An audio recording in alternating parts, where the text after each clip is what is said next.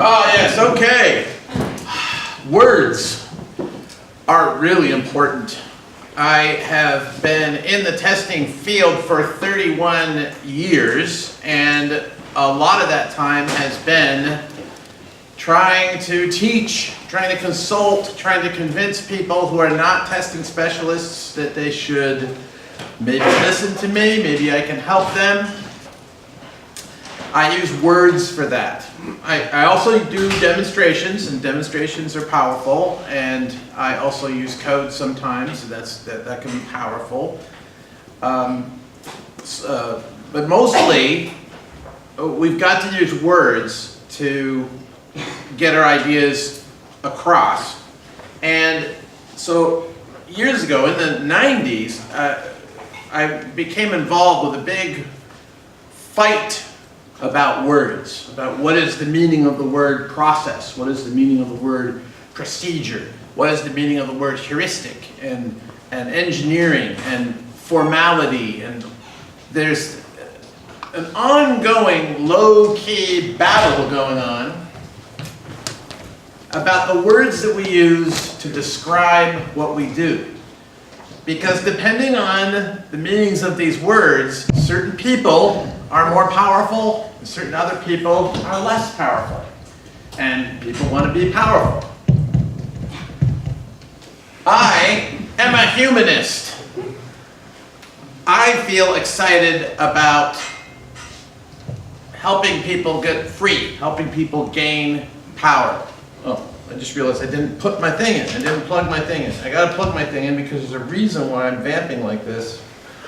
The reason is I want to give you a chance. Where is it? Where's the thing that connects? There it is. I saw it earlier. I wanted to give you a chance to look at the QR code in case you wanted to copy these slides. You know, right now, download it to your phone. Boom. You can, if you have the Dropbox app, it'll go boom, and you'll be able to see all the slides. So that's cool. Except for one that I changed right after I uploaded it. I added a new slide. So I just changing this right up to the last minute. Well, anyway, I've been strongly influenced by two particular people: Gerald M. Weinberg, Kem Kainer. I should say Dr. Jerry Weinberg, Dr. Kem Kainer. I liked working with these guys because I have, I'm a high school dropout. They've got a PhD, so our average PhD is 2/3. Each of us has an average of 2/3. I will use that if you prefer. Now I have to talk quietly because my voice is now too loud. This microphone's not set up for Americans, okay? So Jerry Weinberg and Kem Kainer, they both had PhDs in psychology, and they both were profoundly influential to testers and developers all over the world. Kem Kainer, mostly to testers, and I had a long collaboration with Kem Kainer where he taught me the importance of studying psychology, studying cognitive psychology. If I'm going to understand how to test to the highest degree of quality, the best testing craftsmanship that I could possibly do, I've got to understand how the human mind works. He was so right about that. And I have been studying it ever since. And what we learned through that is it's very important to locate humanity at the center of engineering, not out at the periphery.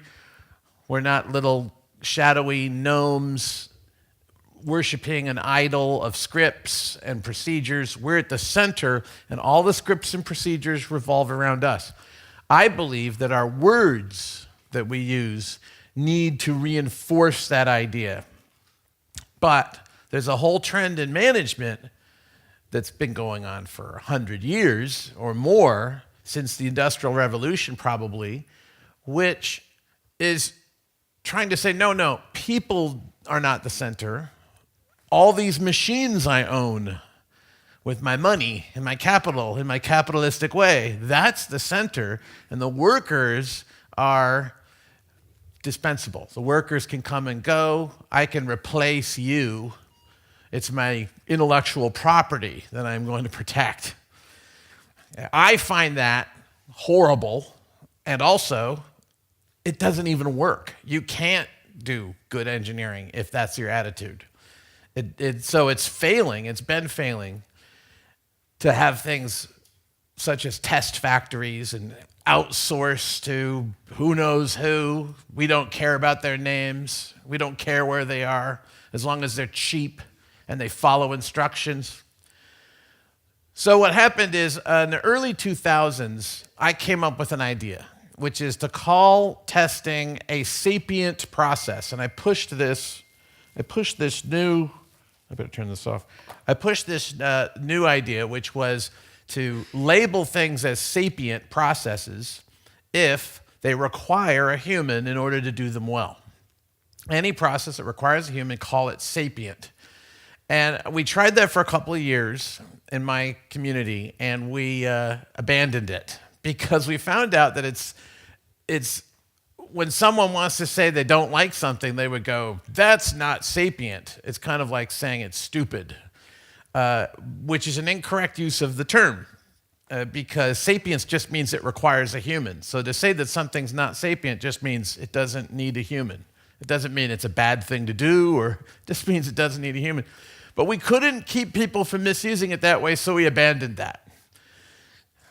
Then Michael Bolton came up with a different idea, which is similar, but it's much more stable and easier to keep straight, which is, why don't we distinguish between two activities, testing and fact-checking? Because fact-checking, he noticed, we can automate fact-checking. We can turn that into a script, and there's no controversy about that. And then, so if we can just keep it straight where we say, I'm doing checking here, then everyone will understand, oh, you're doing a part of testing, which doesn't necessarily need a person with judgment and imagination to do. So all we have to do is just keep it straight. Just if you're going to talk about checking, say checking. And then when you say, let's automate that, everyone goes, of course, we're going to automate that. Why wouldn't you want to automate a fact check? Versus testing, which cannot be automated because testing we defined as human. It is fundamentally the activity of a human who is engaged in a learning process and an evaluation process, which I'm going to show you. So that's basically what Michael Bolton suggested, and then I disagreed with it for about 2 hours, and he argued with me, and he convinced me. I didn't want to do it because I said, oh, it's yet another definition. You know, we all have that reaction when somebody says, oh, I'm going to make a new distinction. I'm going to invent a new thing everyone's going to have to say in polite company. You kind of feel bullied, you know, like, what's wrong with the words I was using? And for years, I used the term test automation, and now I feel like a smoker who's quit smoking. Like, I will not use the term test automation anymore, because every time I say it, someone who's not a testing expert thinks, oh, everything those testers do, you can just replace with the machine because all testers do is press buttons? Like, no, that's not true. Well, you just said test automation. Why did you say that? You said automated tester, but they never say automated developer. It must be because you can't automate what developers do, but you can automate what testers do. It's right there in the words. No. So I no longer say test automation. I'll say automation in testing. That's as far as I'll go. I'll say tool-supported software testing. That's my favorite term. I do tool-supported software testing. You mean test automation? No. Say not that term to me. And I realized that I myself said test automation for years and years, just like some people smoke for years and years before they go, oh, I'm going to get cancer, and throw it away. But there you go.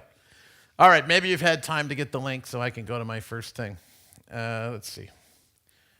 How about if I turn this on? Is it on? It's on, and what did I do wrong? I didn't put this in. That's it. Just pull that out. Do that. Okay. Boom. I have to admit something, and it's hard for me to say. but sometimes software works. And I'm not comfortable with that.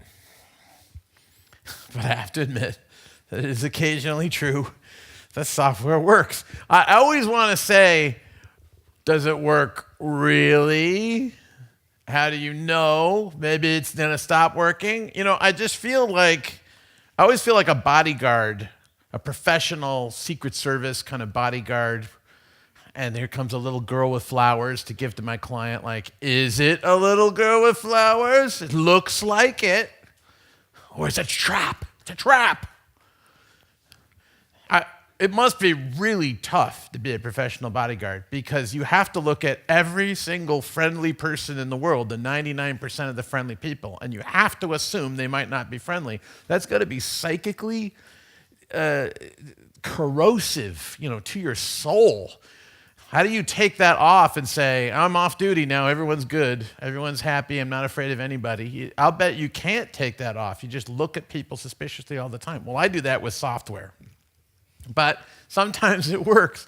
I'm just saying that it's critical to the discipline of an excellent software tester or anyone really interested in quality. It is critical to your discipline that you believe you cannot know that it does in fact work. You can say it appears to work. I see it works once. That means it can work. Okay, it can work.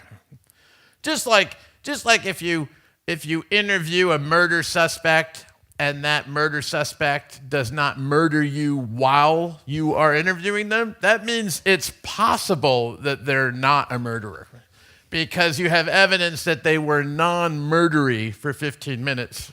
You do have that evidence. Right. So, okay, maybe you're innocent, but I need more information. Can I move in with you and watch you full time? Monitor you, see if you murder anybody. But we do have to decide. We have to decide if the product works. So to do that, we need all these models in our mind. We need to have an understanding of the product, an understanding of the users and how they're going to use it, all this stuff.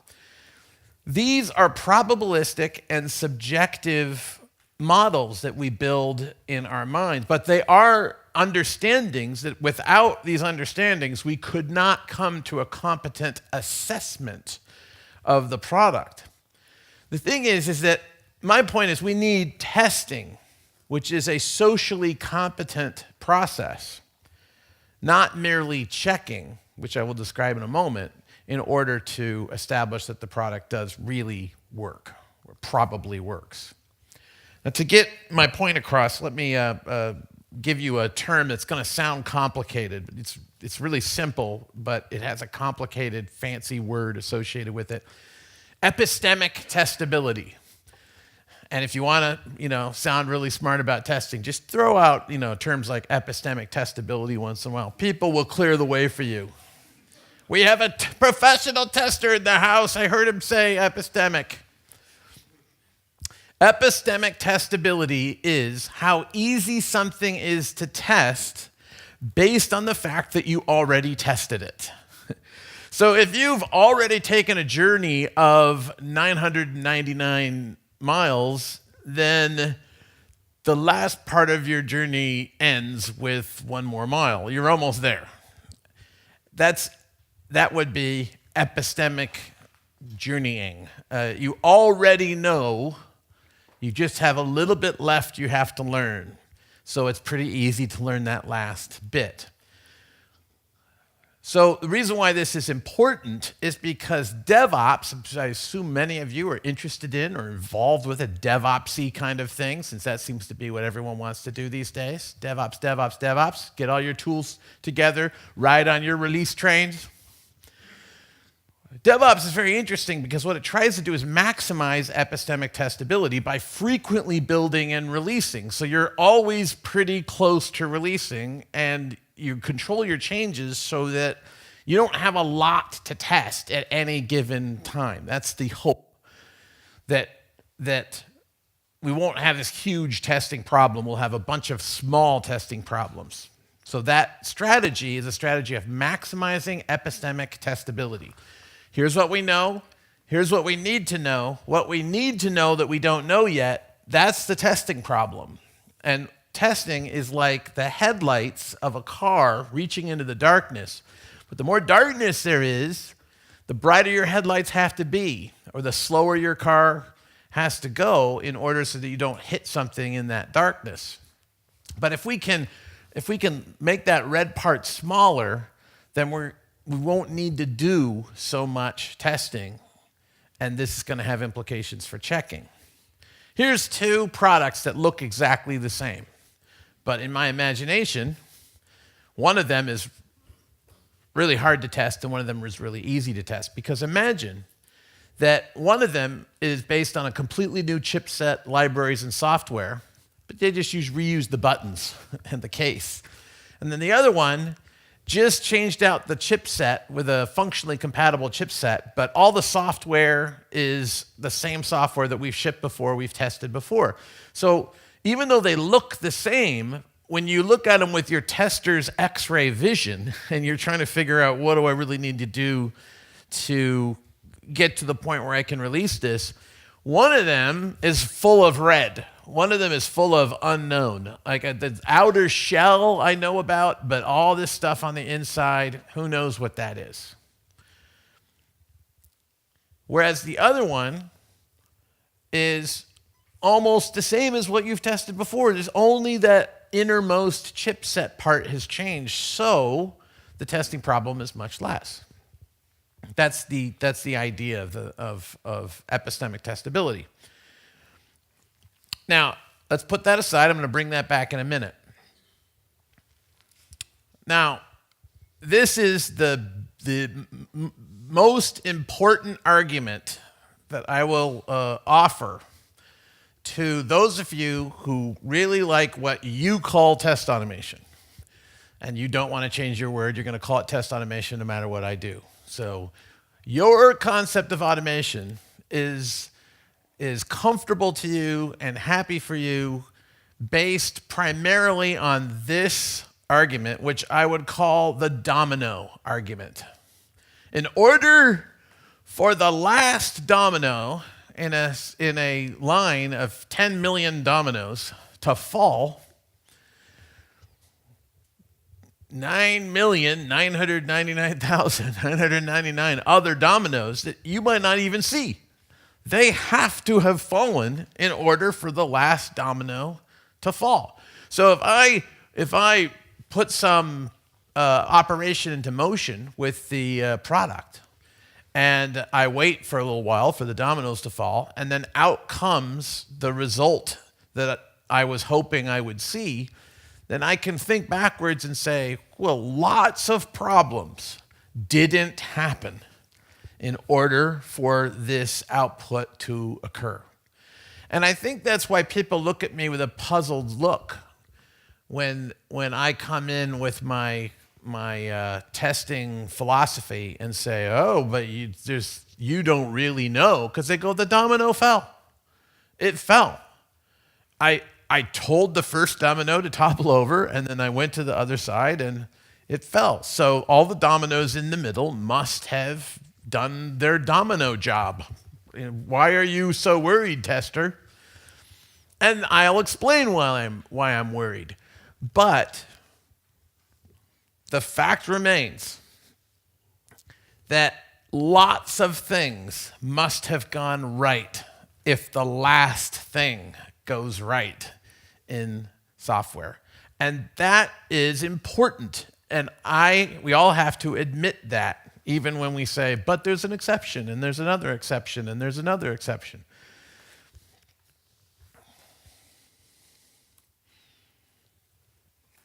Oh, that's what I just said, okay. So now I want to describe what checking is. I will define checking as a mechanistic process for verifying a fact about a product.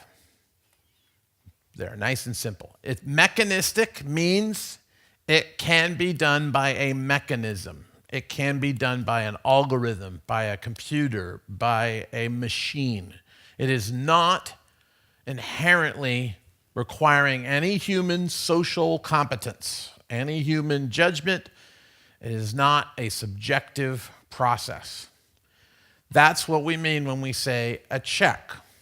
And again, what we're trying to do is create a sandbox where if you're talking about a check, talk about automation, talk about putting the checks in a check factory. Go crazy. It's fine with us. It's fine with those of us humanists. It doesn't threaten my sense of what it means to be a human tester.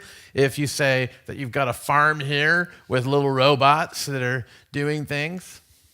I visited a test farm up near Stockholm. Have you ever been to a test farm? I have been to a test farm. It was literally a farm with cows.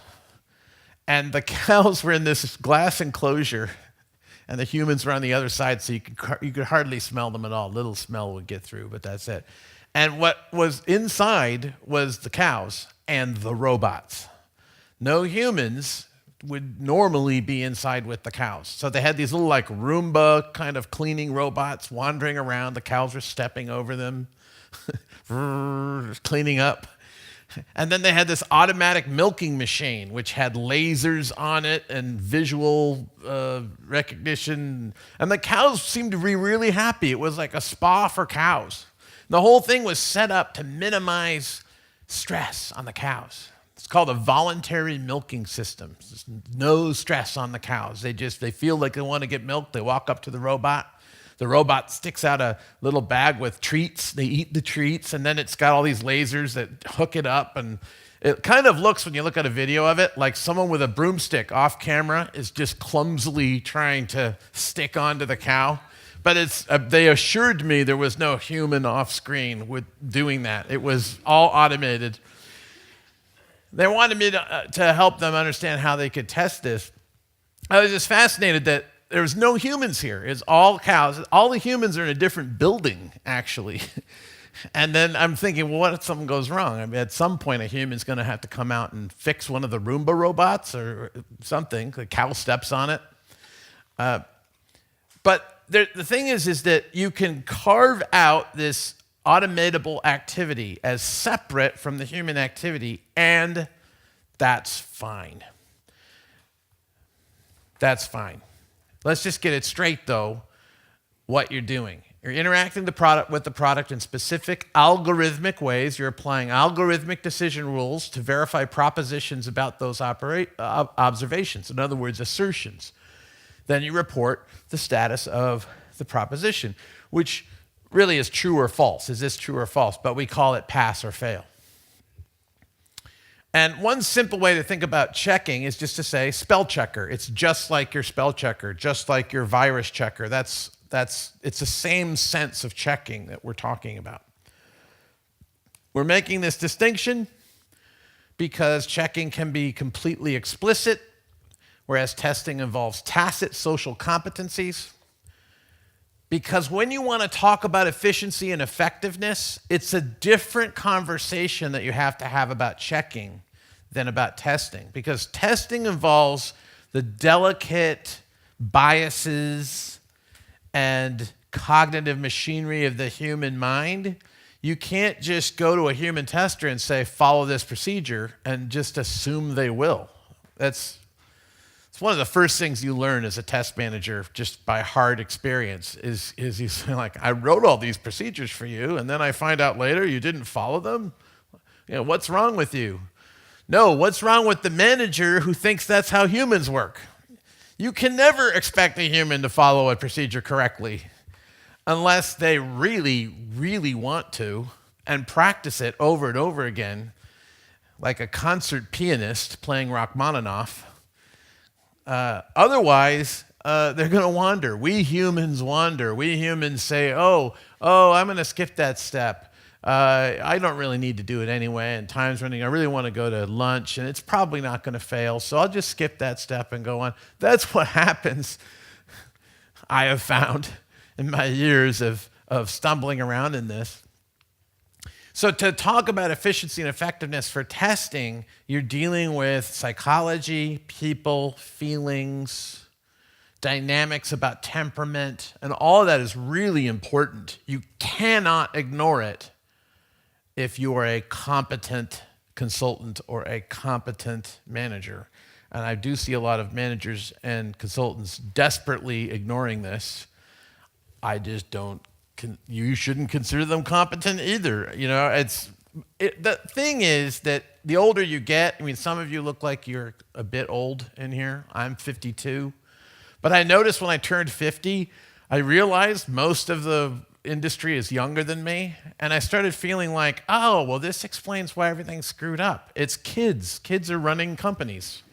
Why do they let kids run companies? And then I get a little older and I'm thinking, they're letting kids run countries now. There are people younger than me running countries. Well, no wonder international situation is all screwed up. I mean, when you're young, you think, well, maybe there's some wisdom that the older folks have that I just haven't gotten yet. And now I know, that's the great gift of age, is all this mysterious stuff. You find out, oh, there is no secret sauce. It's just people stumbling around trying to do their best. Because doing things well turns out to be really hard. That's the news I have for you from the age of 52. Doing testing well is really hard. I've been studying it and practicing it for 31 years. It's really hard. It's not you, okay? It's not that you're stupid or you're bad. It's that this is complicated and difficult. And it makes it a little harder for us when we work for people who say, but it's so simple, just write your requirements and then just see if the product fits the requirements. What's so hard about that, tester? Well, it's hard to explain that to you when you're 12, but when you grow up, you will understand that the world is a complex place. I'm dealing with a 12-year-old president right now. Yeah, I said it, Trump. I said it on film. Come and get me. You know where I live. We're trying to fix that. All right. Testers must rise above the level of the tools that they use. And failing to understand or honor this humanity is what's driving the smart people away from testing. Why would someone really ambitious want to specialize in testing these days? I'll tell you why I did, because I'm ambitious, and I thought of myself as smart. Regardless of the truth, I feel smart, so I act on that feeling throughout my life. And the reason why I went into testing is I'm bored by development. It's the same thing again and again, and I like how testing is different all the time. I like how it's a mystery. It's all kinds of mysteries. I see it as this big detective story that I'm in when I'm testing. To a certain kind of puzzle-solving mind, that's the most fun thing. And then on top of that, there's all the social stuff of testing. I get to talk to people and argue with them, and then finally, I admit, I also really love complaining, and I like conflict. I never could get into the military because I don't like taking orders, so I didn't get the chance to dominate the world militaristically. So, okay, that's a joke. I hope you understand. I know it plays into a narrative about me of being a bully. I try not to be a bully, but it's true that some people think I am. Okay, let me get back on my track again. Let's look at this. Imagine that there's two people bobbing in the water, and above them is the world of the humans. Below them is the world of the machines. Now, what a programmer is, I would define a programmer, I'd define a developer as someone who sits at the threshold, the gateway between the world of the machines and the world of people. So this is why you can't get rid of developers. Because if you go like, oh, our marketing people will just write stuff and then the machines will automatically write the code. The reason why you can't do that is the marketing people don't know how to write anything that the machines will understand. So that means nobody will understand what got written. No one will know what the program is really doing unless you have sufficient expertise in how machines work, in which case you're no longer a marketing person, you are now a programmer. You are now a very high-level programmer if you actually understand how machines will understand the instructions that you give them. So there are high-level programmers and there are low-level programmers. But what defines programmer or developer to me is the person who mediates between the world of the machines and the world of the humans. As technology increases, people who are skilled analysts follow that waterline up. As there's more and more levels of technology, the skilled analysts, the programmer types, they are up with that level. They change with the level. This is why nobody says automated programmer. Are you an automated programmer? Are you a manual programmer? Nobody asks that question. That is a question no one has ever asked any programmer. And if you try to ask that of a programmer, they laugh because it's an absurd idea. Like, what do you mean? I mean, I type. Is that what you mean? I type, but I use tools. I create automation. Like, what do you mean automated programmer? I think it's equally absurd to say that about a tester, unless you think of a tester as just a button pusher, unless you think testing is just script following. If that's really what you think testing is, then you can say, are you a manual tester who follows scripts, or are you an automated tester who is up here and writes the scripts? Then it makes sense. But that's based on a fundamental misunderstanding of what testing is. When we allow ourselves as testers to be confused with script followers, we are doing terrible damage to the idea of testing, to the reputation of testing. I'm trying to repair that. And that's one reason why I'm careful to distinguish between checking and testing. So a check can be performed by a machine that can't think, or by a human who's been told not to think. Just shut up and follow the instructions. And the human is slow and variable, and the machine is quick and precise, except that quick and precise simply means with respect to specific instructions. The computer is actually the slow one at understanding what humans really want. It's the computer that can't get it, that has trouble. When I say, Siri, what novel should I read next? Siri says something like, I looked up novel. A novel is a book that has pages. You're like, okay, that's not what I asked, Siri. You're not very helpful to me in making a decision about what I should read. And you try to say that to Siri, she doesn't get it. So, I mean, in that sense, Siri is slow and not precise. But in terms of specific rules, well, that's, Siri is amazing. Testing is more than checking. Checking is part of testing. So I'm going to say right now, and make sure you get this in your notes, James Bach said testing is good, and so is checking. Checking is good too.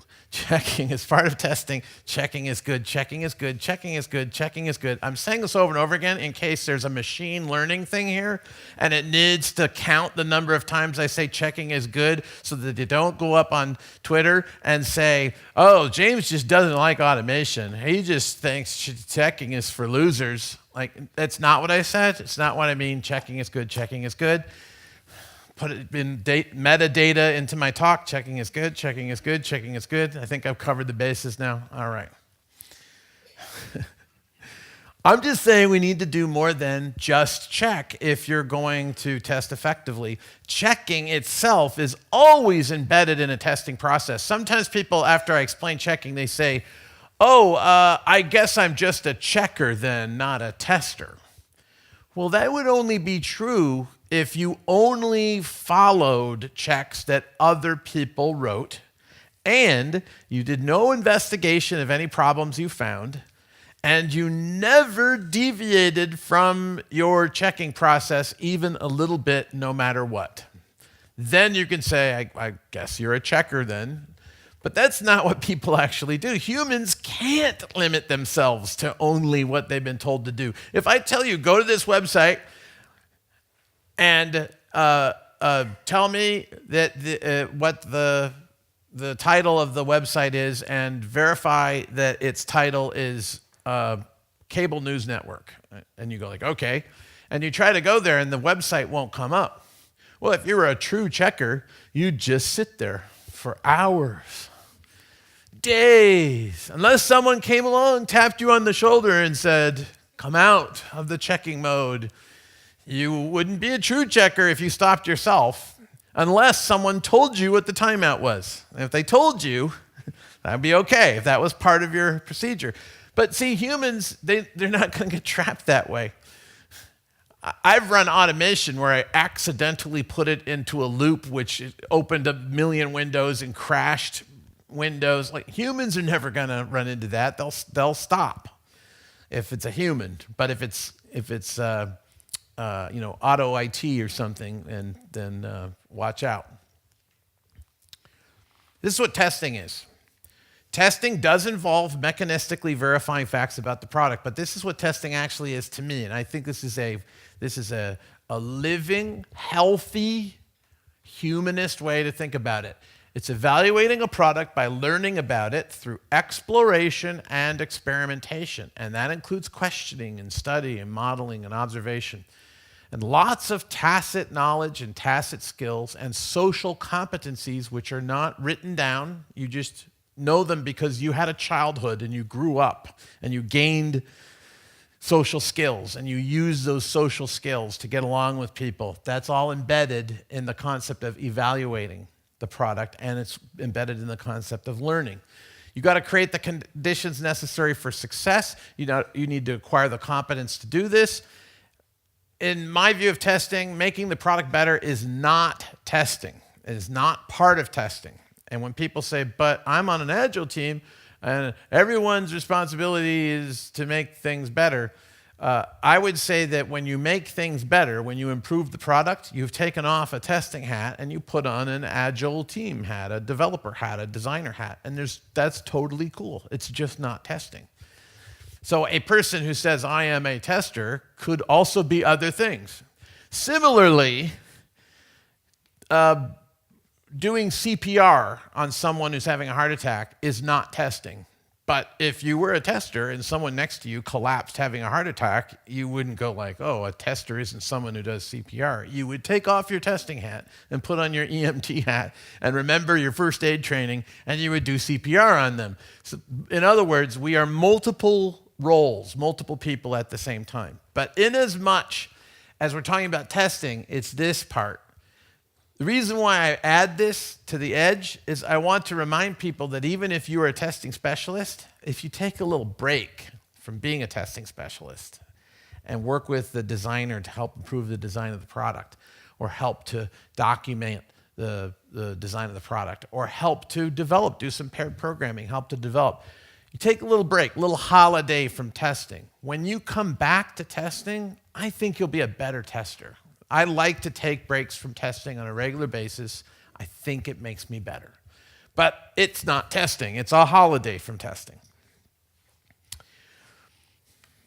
So this is an extremely important concept in understanding testing and its relationship to checking. It's called the formality continuum. On one side, you have informal processes. And on the other side, you have very formal processes. And every process you ever do is somewhere between completely informal and super formal. The question is, where are you at any given time? And are you where you need to be? And are you in control of where you are? Or is somebody bullying you to be a certain place where you don't think you should be?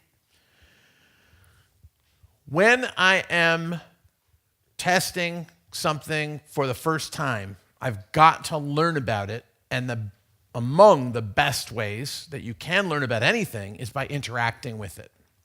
So if the product exists, it might not exist. So in that case, I need to read, I need to interview people, I need to look at similar products. But if the product exists, I play with it. I play with it.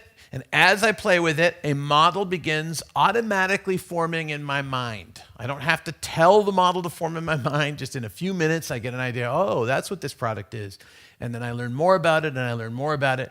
As I'm learning about it, ideas are occurring to me of specific things that I want to remember to test. And I start writing things down. Oh, I got to remember this. Oh, I have this good idea to test that. This is the beginning of formalization of a test process. To be informal means to do it any way you want.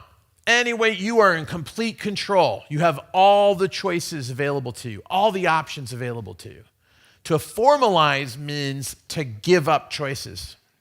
To say, I've got this land, I could build my house anywhere on the land, and then I make my first choice. We'll build it here. Of course, if you don't want to make that choice, you can have a mobile home instead, an RV or something, a tent that you can take down. But then there's trade-offs. If you don't lay a strong foundation, you're going to have some problems when certain storms come along, for instance. They'll blow your mobile home around. So we begin with all of our choices, and then we begin a process of learning which causes us to make certain choices, to give up those options and say, this is what we're going to do, at least for the time being. We're going to do it this way and not that way. And that process is called formalization or scripting. Here's a big point I want to make. I have done the most formal testing anyone has ever done in the history of computing. And I know that sounds like a bold, silly American thing to say. My president will back me up on this and praise me for my America First attitude, I'm sure. I'm now confusing the Trumpians who are watching this video back at home, like, oh, we thought he didn't like us. Maybe he does. Got to keep them confused. Michael Bolton made me a hat that said, make critical thinking great again, this big red hat. I'm a little afraid to wear it outside because people will go like, wait, is he making fun of us? Or can't really tell since I'm bad at critical thinking, but I wish I knew. Is critical thinking something we're supposed to not like or like? I don't remember. Came across a 12-year-old girl on a forest trail when I was wearing this hat. She looked at it for like 2 seconds and said, great hat. I thought, that girl is going to grow up and be an important politician. Anyway, why do I say that I've done the most formal testing that anyone's ever done? Because I know I'm close to that. I'm like in the 99th percentile because I have done testing on court cases. How many people have done testing as an expert witness in a legal proceeding? It's very rare. I've met 0 other people who have done that. I know they must exist, but I have not yet met one other than me who's done that. I've met people who aren't testers who've done that, one of which went up against me and lost. This professor at Rice University thought he was going to walk over the high school dropout, and he went down hard because he did 12 hours of testing and pronounced that he understood the product, and I did 370 hours of testing, and just the sheer mass of my report squashed his report as it settled down on its tripod legs. People of Earth, get out of my way. I'm a tester. That's the thing. That was a patent infringement lawsuit, and we wiped the floor with them, and it was all based on my evidence. But it was hundreds of hours. And I'll tell you that the final testing was 10 minutes of a demonstration that we filmed and we showed to the jury. But to get to that final 10 minutes of smoking gun, we proved it, I had to explore for 100 hours. I had a team of people working with me that were exploring too. And I said, here's what we're looking for. We got to find an example of this, or that. Now scatter and find it. So this started out being very open-ended exploration. But then by the time I went to trial, we had found the evidence we needed. We had tested it multiple different ways to make sure that we weren't mistaken, that it wasn't a false result, that we had to assume that they would hire the best testers in the world to try to prove that I didn't do what I said that I did. And then we turned everything over to them so that they could do it themselves. Now, I've been on 11 court cases like this. It's extremely expensive. It's extremely slow. It takes a long time. The last one I did was a two-year project. And I love it. But in every single case, the incredible thing that I'm proud of that I come up with at the very end was based on hundreds of hours of daydreaming and playing and trying things, and then some things don't work and I shrug and other things do. And it goes from here and it moves in this direction. You cannot teleport to the end. Now, I'll give you one simple reason why you can't teleport into formality. Because there is a perfectly efficient way to test. Here's the perfectly most efficient way you could possibly test in theory. Begin with a complete list of all the bugs in the product. That's the starting thing. You start with that. And then one by one, you just do the minimum to show that that bug is there. And the only way to be more efficient than that is to realize, well, I don't need to do testing at all because I already know all the bugs in the product. So now I don't have to do anything. So now there's only the small problem of finding out what all the bugs in the product are before you start testing. That's the small problem. And since we don't have a solution to that problem, what that means is there cannot be a most efficient possible way to test. Everything that you think of as pretty efficient way of testing involves trade-offs where you might miss a bug that you guessed wouldn't be there and then it turned out it was there. Somebody told you, well, this is a well-tested component. There can't possibly be a problem in it. And then it turns out there's a huge security flaw that's been sitting there for 20 years that has recently happened. So you can't just teleport and just say, I looked at the spec, now I know exactly the tiny thing I need to do to test this thing, and it's going to be perfect, and any bugs there I will find. You can't do that. That's why you have to swirl toward formality by exploring the maze. It's like a maze. You explore, and then you back up, and you explore, and you back up. And once you are familiar with the maze, then you can tell somebody else, all right, ignore that, just go here, here, and here, and here. And that's the beginning of coming up with a good checking strategy.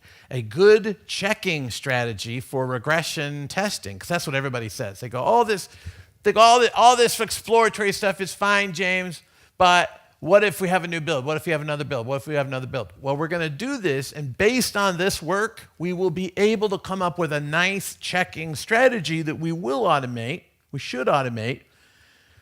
It's just that management keeps wanting me to not do the learning and just skip to the end where we have all the checks, and they're going to push you on that too. Maybe you are management who are pushing other people. Just write the test cases, you say. Just write the test cases. I'm happy to do that once I have the knowledge I need to do it well, which requires this stuff, this exploration and this learning stuff. This exploratory testing process includes lots and lots of things. Coverage analysis, pattern recognition, pair development, decision-making, testability, advocacy, design of the test lab, preparation of the test lab, test code development, lots of stuff. I have to admit, not everything needs deep testing. Sometimes I argue with people. Someone says, this kid will tell me, testing is easy. James, a big smile on his face. It's so easy. I just write this code in Cucumber, and it just does all this stuff, and we just write more code. And I'm going like, no, that's not going to work. Cucumber, are you kidding me? It's horrible. Don't use Cucumber. And we go fighting back and forth. And then I realized in one of these arguments, I'm like a guy in a rowboat full of diving equipment. I've got my rebreather, my expensive rebreather. I've got spare air. I've got helium mix with oxygen for deep diving. I've got a special flip. This guy has a broken snorkel that he doesn't use half the time. Like, how can you even do your job? And then I realized this is what's going on. He is in shallow water. Testing really is easy because he's testing something that is really easy to test. In his case, the particular kid I'm thinking about, who was a very bright kid, but I kept challenging on this. I said, show me. And I came to the conclusion after he showed me his stuff that, this actually makes a lot of sense. What you're doing seems to me that is suited for the risks. It's suited for the context. is completely appropriate to automate what you're automating. Stuff I said about deep testing really has to do with a different context, where you have something that is really complex. You're trying to find this horrible bug that's down here, and then all these sharks are there. My wife looked at this. She said, "Why are there airplanes under the water?" Those aren't airplanes. She thought they're airplanes, and they look pretty clearly like sharks, hand-drawn sharks to me, but there you go. So the thing is that I like this. That's a bias I have. Don't hire me if you want, a simple, it's like if you don't hire Sherlock Holmes to find your lost car keys, and then he comes and says, "Wait, there's been a murder here." No, I'm pretty sure I just lost my car keys, Sherlock. Well, that's too boring. I want to see that Moriarty is involved with this somehow. I'm going to find a connection. Bring me in if you want to is super deep analysis. You want someone who loves that, who really gets into every aspect of obscure testing. That's why I'm good on court cases, because I just love just going deeper than the other guy's going to go, so I can really sting him when I'm testifying him. Like, "Oh, you didn't think of de Bryant sequences, did you? Did you?" And he's like, "Oh, I confess." So I like deep testing. It's a bias I have. But the true responsible position is sometimes deep testing isn't needed. And a checking strategy works great in the shallows. Okay, can I continue? Oh, yes.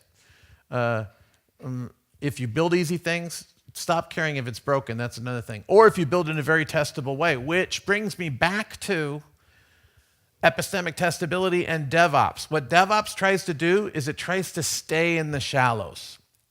It tries to make sure that the incremental work that we have to do is never too much. And if you're real careful with that, you can avoid a lot of sharky type things. All right, let me go over basic product verification, because I just want you to see how much depth there is even to someone who's just writing a check. In order to write a solid check, a well-designed check, it goes all the way back to there's an aspiration that the client has, and then the client selects from the various things that they could want. They select the thing that they decide to ask for. But when I'm testing, you see, I must understand these aspirations. I must understand as I'm testing whether there might be an easy way to give the client something the client didn't even ask for because the client thought it would be hard to give it to him. So I try to, as a tester, I put myself into that mindset. As a person writing a verification, a check, it's irrelevant. Aspiration becomes selection. Then there are the design choices. These choices are put into words. This creates a specification. Then there is that this must be comprehended by the person who reads that spec. And by the way, an example doesn't help you. If you do spec by example, you still have the problem of asking yourself, but what does the example mean? Why is this example interesting? You have to know that, or you won't be able to test or check properly. Oh, I have descriptions here. I forgot about that. Okay, let's see, I already done that. All right, did that. Okay, it gets formalized, it gets reified, which means that as soon as I create a check, I have to bring it into reality. I have to say, okay, so the idea was this number has to be added to that number. Now I have to create a real case where there's a number, another number, and it gets added together. That's reification, turning something into concrete reality. I design my procedure. Here's my check. And then I've got assertions in that, and then I configure the environment, interact with the product, collect the relevant data. Look at all the different things that can go wrong when you're creating checks. This is why I would never assign this to a junior tester who is not supervised. I would definitely assign the hardest problems to a junior tester, but only if they are supervised. An unsupervised junior tester very easily goes wrong here. I walked in on a tester once who was creating automation and wasn't watching the master screens being created. And I said, well, you're not even watching. These are master screens that are going to be now enshrining what good is. You're not even watching it while it... And he says, oh, I already know it's going to be good. Really? How do you already know it's going to be... let's break that down. Like, it seems to me it is like fundamental testing ethics that when you are generating the known right answer, that you have... your human eye has got to be looking at that in case something goes wrong, because then we're never going to find that bug. I mean, the automation is never going to complain about something that it thinks was right because you generated the master files without looking. So lots of things could go wrong in this. And so I broke this out just because if you're going to do a good checking strategy, you need to understand where the dominoes can not be falling in the right place. One way to think about it is, think about it as a spider web. This is a really good way to explain it, by the way. Spider web. Just say, checking is a spider web. Testing is the spider. No web catches bugs effectively without a spider managing the process. That's really true in nature. The spider has to actively manage the process. And all webs are imperfect. So you may have some flies, you're trying to catch some flies are going to get through. Meanwhile, you have little twigs and things that are leaves that are flying around. You don't want them caught in your web, and yet your web is going to catch some things that aren't food. So what the spider has to do is enjoy the fly, spider. You found something. Oh, you've got to maintain your web. This takes time away from all the other testing things that you could be doing. If you've designed your checks poorly, or if you have bad configuration, ineffective tools, a poorly testable product, then that automation is going to be a whole lot of manual work to keep the automation running, because it's going to keep breaking, keep breaking, keep breaking. It won't catch every leaf, which is good. We like it. We like it when it doesn't have false positives. But we're going to miss bugs. We're going to miss some bugs. And we need to be aware of the kinds of things we might miss. So this web, to be most effective, requires high testability. The ideal thing is for the product to be designed with testing in mind, with scriptable interfaces, with highly observable log files that give you extra meta information about the results so that you can use an automated process to find bugs more easily. So here are the four categories. There's the problem of a bad product. It's not a problem. There's the lovely situation of a bad product getting categorized as bad because your checks detect problems. That's what we want. Okay?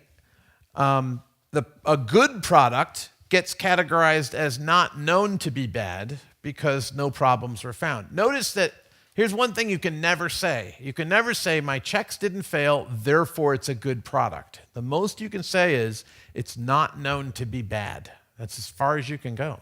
It's not known to be bad. We know this about people. You don't date somebody like one date and then just say, well, I'm going to get married, unless you're my wife, who did that after 2 dates, and it was a really bad idea, but I can't really, say I told you so because we've been married 27 years. But if I were her advisor, I would have said, you don't know that guy in 1991 when she decided I was okay. But there you go. So she's a bad tester. That's what I'm saying. My wife is not a good tester. My wife is wonderful to live with. I guess I'm also saying, don't marry a tester. Marry someone who is super optimistic about life, and then protect them because they're going to get into lots of trouble. What I'm worried about, of course, is a bad product gets categorized as not known to be bad. It's actually a bad product, but your checks have missed something important. How do we avoid this? We are going to have to explore and learn the product so that we can strategically place our checks. I'm working with Michael Bolton now on more details about how do you do that. What would be the skills and examples of excellent designing of checks that dovetails with human testing? That's the main work that Michael Bolton and I are doing these days, because our clients are hurting so much. Our clients are confused so much. They're in the midst of their agile, DevOpsy worlds, and they know they want to do something with automation. The kind of clients that come to us are people who don't want to give up their humanity, but at the same time, they have really complicated products, and they've got to have automation helping them as best as they could. So they come to us and say, how can we bring this together? And we're trying to help them with that. Instead of just saying, watch out about automation and then walk away, we want to help them have good ideas about it. You will think your checks are good if you believe 1 and 2 are likely, and 3 and 4 are unlikely, and they don't cost too much. If they are really, really expensive to keep running, then you will think, oh, this is not a very helpful automation strategy. So that's what we're going for right there. I think this is my last slide, which brings me right on time. But testing is way more than checking, and now I will give you a list of some specific ways that testing is more than checking. Testers prepare, supervise, interpret, and maintain checks. That is not a checking process. That is a testing process. That requires human social sophistication. Testers make assessments of things that cannot be measured or verified. The word assessment is a really powerful word. The next time your management says, we need a way to measure quality, say, I think you meant to say we need a way to assess quality, because assessment is beyond measurement. Measurement is inside of assessment. When forensic psychologists are asked by a court of law to determine if a particular suspect is competent to stand trial, they don't measure the person's sanity. They assess. That's the word they use, assess. They know they can't measure it. It's not a quantity that shows up on a thermometer. But you can assess it with a testing process, which is probabilistic and which involves social judgments, among other things. So I like the word assessment better than measure, because it invites us to be all the human that we can be instead of treating us like robots. Testers must maintain themselves psychologically and defend themselves from harmful sources of bias. Young testers have a real hard time with this because young testers aren't very confident in themselves. When you're not confident in yourself, you think, oh, maybe they'll throw me away, maybe they'll fire me, maybe they'll freeze me out. I want to be loved, I want to be valued, I want to know that I'm good, but I'm afraid that I'm not good. Oh no. So then you look around you and you say, what does he want me to say? What does she want me to do? I'll make sure I do that. I'll make sure I say that, even if I don't understand it.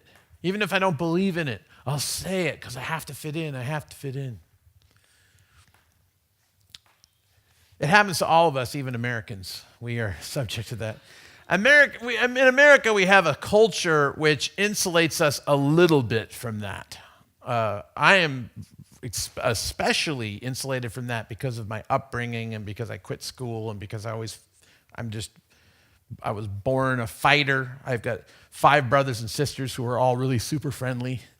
I'm the only fighter, so it wasn't just nurture. There was nature there too. So there's temperament that goes into this, but there's also national culture.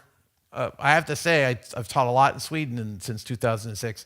You guys really value getting along, and you're good at it. You're really good at it, which is wonderful for me because you're constantly placating me and accommodating me, and you must really hate me on the inside, I'm imagining, but you're really nice to me anyway.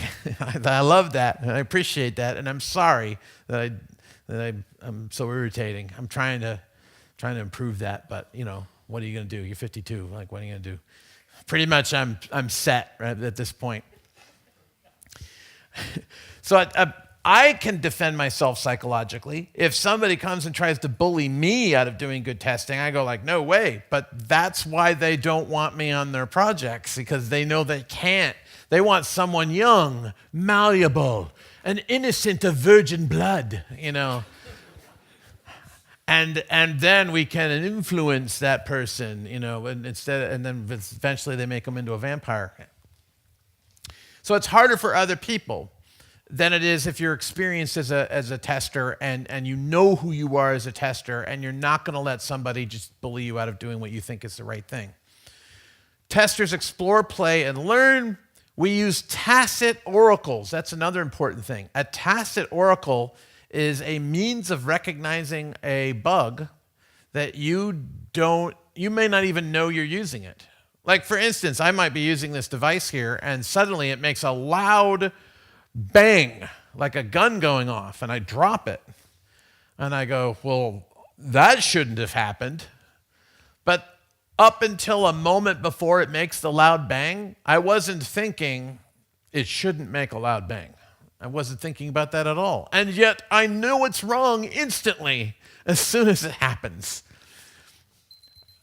I have, in fact, there we go. That's my 3-minute warning. I have, in fact, tested something which did make a loud bang like a gunshot, and then smoke filled the room. And then the developers said, we're going to need a few minutes to look at this.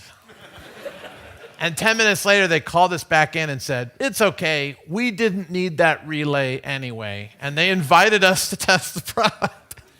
And then they said, please don't turn the power above 20 watts. And we said, yes, sir, we will not turn the power above 20 watts, because my ears are still ringing from the explosion of this class 3 safety critical medical device that's not supposed to kill anybody. Testers must be able to explain and justify their strategy and status. You must make your process legible to other people. That means that they feel they can see what your process is. This is a social process. I have to understand you socially. I have to understand you psychologically. I have to understand the culture within which we work in order to adjust what I say about my testing so that you can best understand it.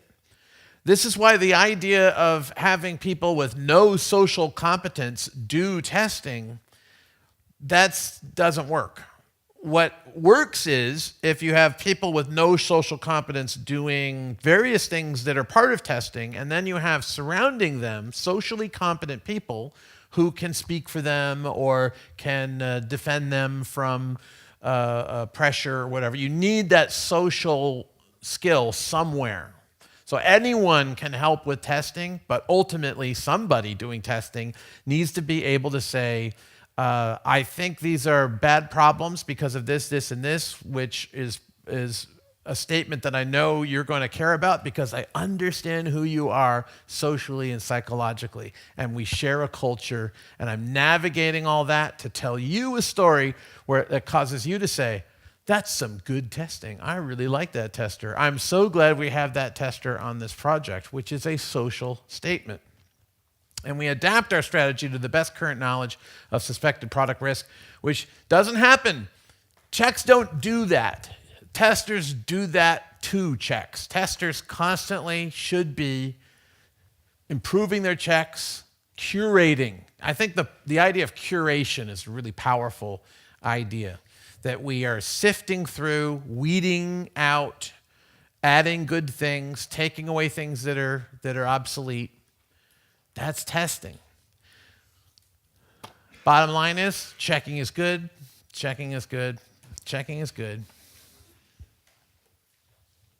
And